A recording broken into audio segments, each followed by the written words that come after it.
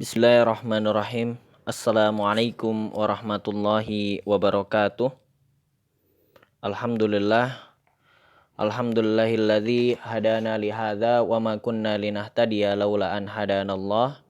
Asyhadu an la ilaha illallah wa asyhadu anna Muhammadan abduhu wa rasuluhu la nabiyya ba'dah. Rabbis shrah li sadri wa yassir li amri wa hlul 'uqdatam min lisani yafqahu qawli. Kaifa halukum jami'an? Insyaallah pada pertemuan kali ini kita akan melanjutkan apa-apa yang telah kita bahas di pertemuan sebelumnya dari hukum syar'i. Pada pertemuan kali ini kita akan membahas pembagian hukum syar'i. Bismillahirrahmanirrahim. Al-hukmu syar'i yanqasimu ila qismaini. Hukum syar'i itu dibagi menjadi dua. Yang pertama, al-hukmu taklifi, dan yang kedua, al-hukmul wad'i. Nah, jadi di dalam Islam itu hanya memiliki dua hukum. Yang pertama adalah hukmu taklifi, yang kedua hukmul wad'i. Yang mana penjelasannya kita akan jelaskan secara singkat. Pada pertemuan kali ini kita hanya akan menjelaskan tentang arti atau pengertian beserta pembagiannya. Untuk pendalamannya mungkin nanti kita akan bahas di pertemuan berikutnya. Bismillahirrahmanirrahim. Ta'rif hukmu taklifi. Pengertian dari hukmu taklifi, madalla alaihi khitabu syar'i al-muta'alliqu bi af'alil mukallafin min talabin aw takhyirin.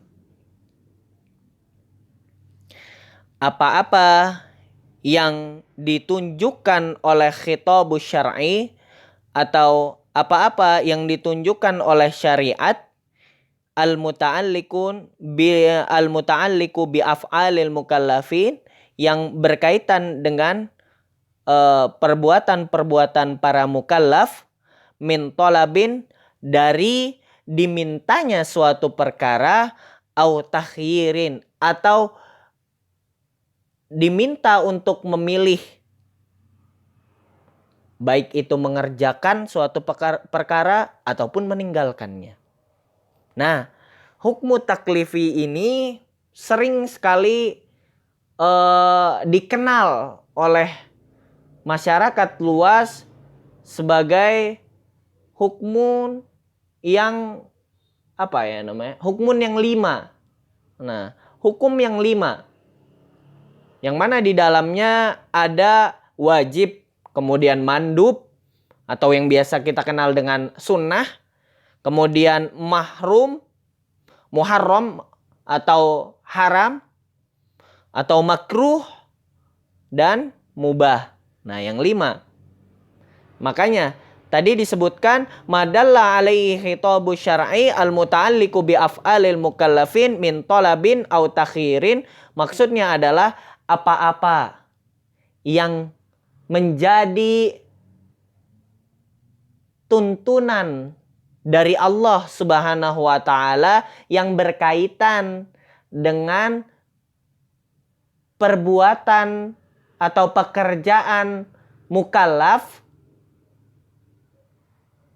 min talabin, dari dimintanya suatu pekerjaan atau dimintanya untuk meninggalkan, au takhirin, atau para mukallaf ini diminta memilih, boleh-boleh saja untuk mengerjakan ataupun boleh-boleh saja untuk meninggalkan. Seperti itu. Kalau tolab ini memang diminta untuk mengerjakan. Seperti contohnya adalah sholat 5 waktu. Syariat atau tuntunan Allah Subhanahu wa taala meminta untuk mengerjakan sholat 5 waktu. Kemudian yang selanjutnya ada tolab tapi untuk meninggalkan. Ataupun permintaan untuk meninggalkan sesuatu. Contohnya adalah syurbul khamr atau meminum khamr, meminum hal-hal yang memabukkan. Nah, ini adalah hal-hal yang dituntut oleh syariat untuk meninggalkannya, seperti itu. Kemudian au takhirin. Nah, takhir ini biasanya berkaitan dengan sunnah. Silahkan mengerjakan, maka yang mengerjakannya akan mendapatkan balasan berupa pahala. Yang tidak mengerjakan, ya tidak masalah baginya. Seperti itu. Ataupun mubah. Yang kedua sisi, baik mengerjakan ataupun tidak ada balasannya. Tapi tidak apa-apa. Seperti itu. Nah, kemudian aksamuhu atau pembagiannya tadi sudah kita singgung sedikit. Yanqasimul hukmul taklifi ila khamsati aksam. Hukmu taklifi ini dibagi menjadi 5. Yang pertama tadi ada wajib, mandub ataupun yang biasa kita kenal dengan sunnah, wal muharram, kemudian makruh dan mubah. Nah, tadi pembahasan seputar hukmu taklifi atau hukum yang sering sekali kita dengar. Akan tetapi sekarang kita akan membahas hukum syar'i yang kedua, yaitu hukmul wad'i. Ma huwal hukmul wad'i? Ta'rifuhu huwa, pengertiannya adalah madalla alaihi khitabus syar'i al-muta'alliku bija'li syai'i sababan li syai'in au syarton lahu au mani'an minhu au kaunuhu sahihan au fasidan au rukhsatan au azimatan. Apa-apa yang ditunjukkan oleh syariat, apa-apa yang menjadi tuntunan dari syariat, tuntunan dari Allah Subhanahu wa taala yang berkaitan dengan menjadikan sesuatu bija'li syai', menjadikan sesuatu sababan li syai'in, menjadi suatu sebab sesuatu tersebut. Menjadikan suatu perkara sababan, menjadi sebab li syai'in, dari perkara tersebut. Nah, jadi sebab. Au syarton lahu, ataupun menjadi syarat dari perkara tersebut. Au mani'an minhu, atau bahkan menjadikan sesuatu itu menjadi mani'an. Mani'an ini adalah penghalang. Au kaunuhu sahihan, atau perkara ini bisa disebut sah, au fasidan, atau bahkan bisa disebut batal. Au rukhsatan au azimah, atau hal perkara ini disebut sebagai rukhsah, dispensasi yang diberikan oleh Allah Subhanahu wa taala kepada para hambanya yang telah dijelaskan baik dari Al-Quran ataupun penjelasan dari Nabi Shallallahu Alaihi Wasallam. Au azimatan, ataupun azimah, hal-hal yang sudah menjadi hukum dengan semestinya karena tidak adanya rukhsah, karena sudah terpenuhi semua syaratnya, sebabnya sudah masuk dan lain sebagainya, seperti itu.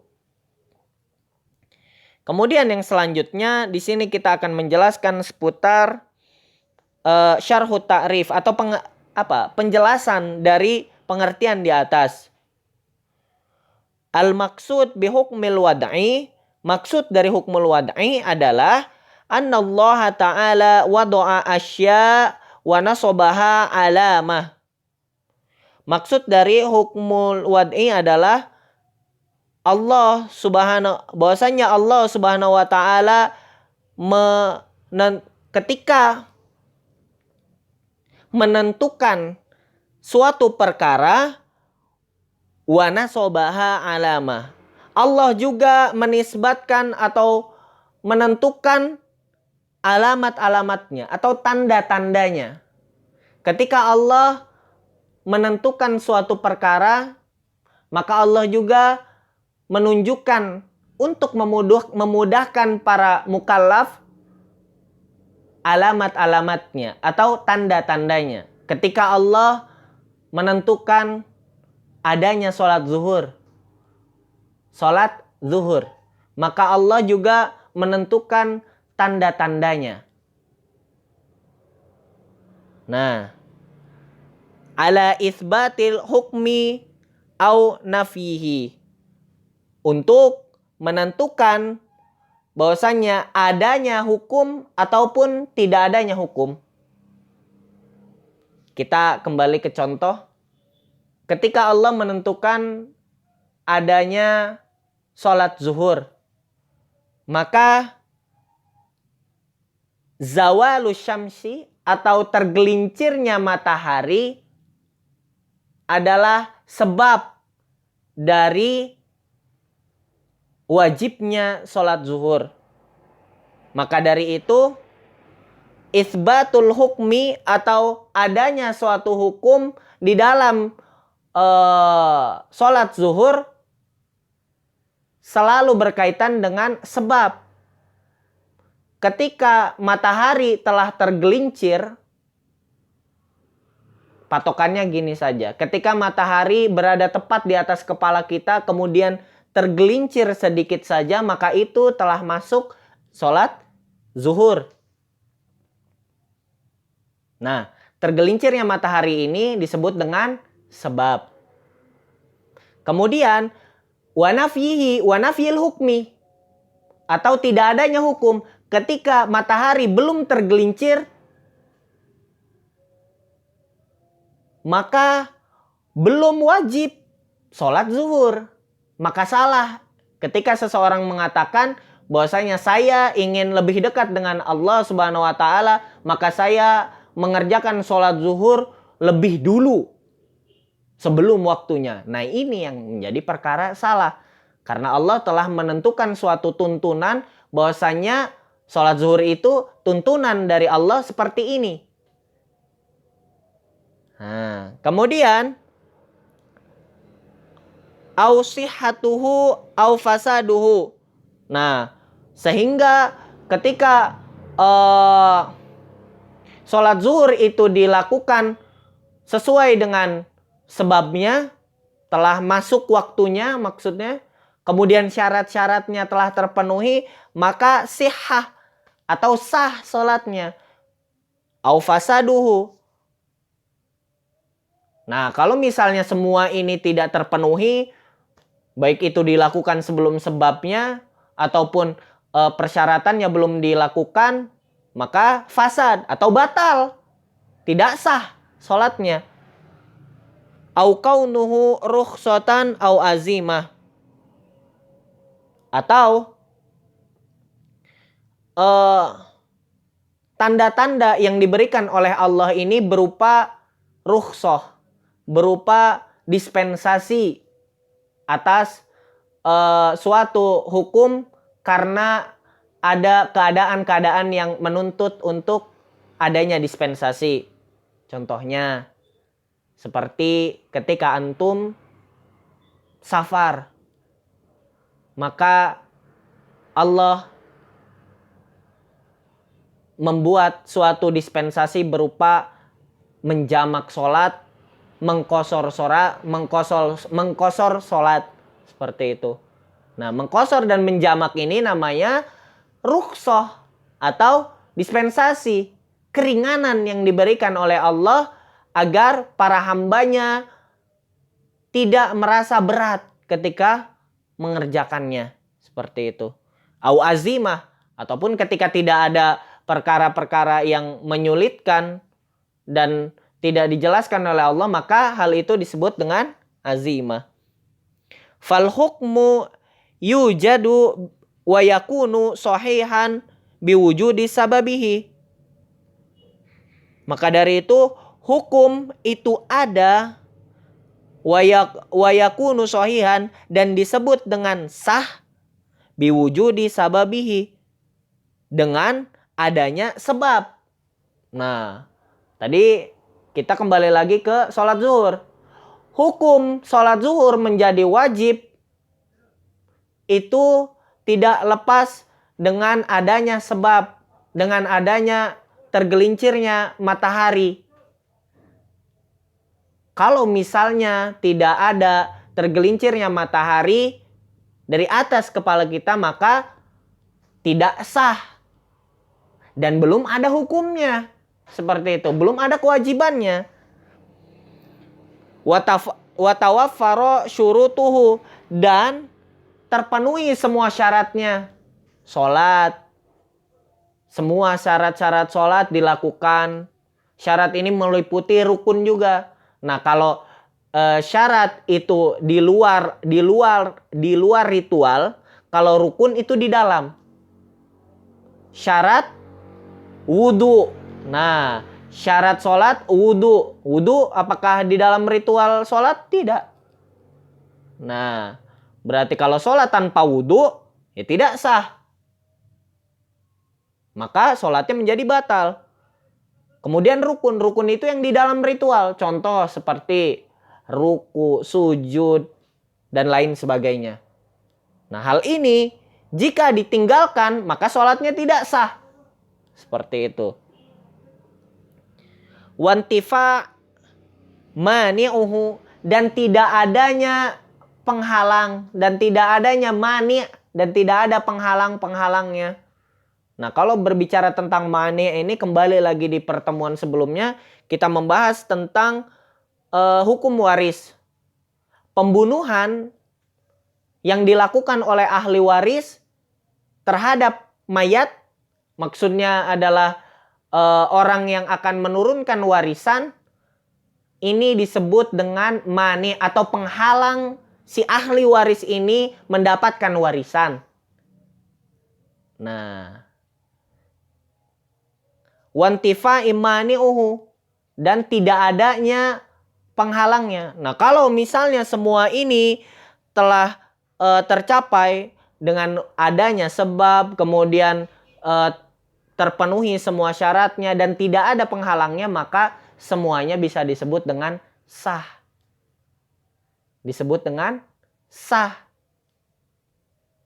Kemudian wayantafi au yakunu fasidan bintifai sababuhu, dan suatu hukum itu tidak berlaku atau disebut dengan fasid atau disebut dengan batal bintifai sababuhu ketika tidak ada sebabnya. Sebabnya nggak ada nih. Tadi sholat zuhur belum masuk waktunya, dia sholat, yang nggak ada hukumnya sholatnya. Nggak ada hukum wajibnya sholat zuhur, tuh nggak ada. Seperti itu. Au takhlifu syurutuhu, atau syaratnya itu belum sempurna, belum lengkap. Nah, maka kalau kayak gini tidak bisa disebut sah.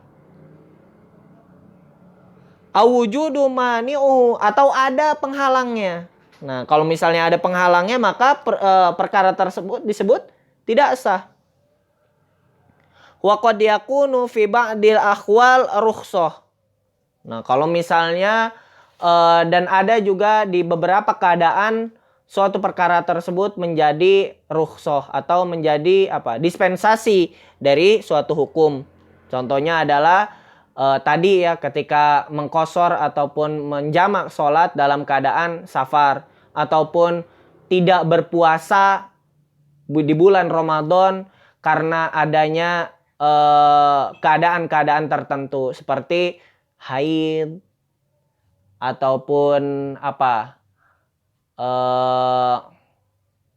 yang lainnya lah, yang perkara-perkara yang tidak memungkinkan untuk berpuasa, seperti itu. Wa fi ba'diha azimah. Nah, azimah ini ya sesuatu yang